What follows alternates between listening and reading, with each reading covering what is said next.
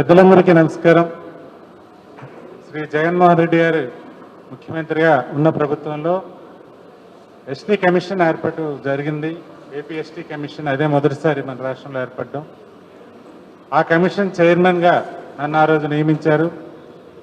Commission గిరిజన ప్రాంతాల్లో విస్తృతంగా పర్యటించినప్పుడు గిరిజన ప్రాంతాల్లో అందరూ ముక్త కంఠంతో కోరుకున్నది ఏంటంటే జీవో 3ని పునరుద్ధరించాలి అని. అదేవిధంగా 1/70 యాక్ట్ని కూడా పటిష్టంగా అమలు చేయాలని. ముఖ్యంగా జీవో 3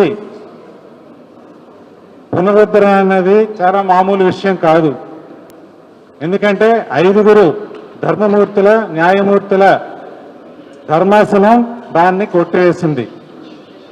కొట్టివేసినప్పుడు అంతకు మించి స్థాయిలో ఒక ప్రజలకి గిరిజనులకు ఉపయోగపడే ఈ చట్టాన్ని పునరుద్ధరించాలంటే ఎంతో నిర్మాణాత్మకంగా కృషి జరగాలి.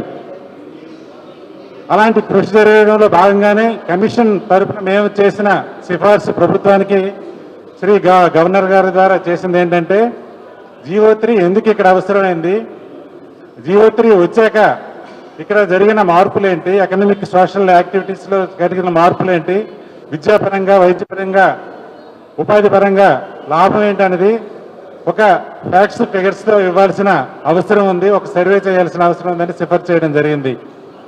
అయితే చంద్రబాబు నాయుడు గారు కూటమి ప్రభుత్వం జీవో 3ని పునరుద్ధరిస్తామని ఒక స్పష్టమైన హామీతో అధికారంలోకి వచ్చి సగం పాలనాకాలం పూర్తయిపోయింది, 2 సంవత్సరాలు పూర్తయింది.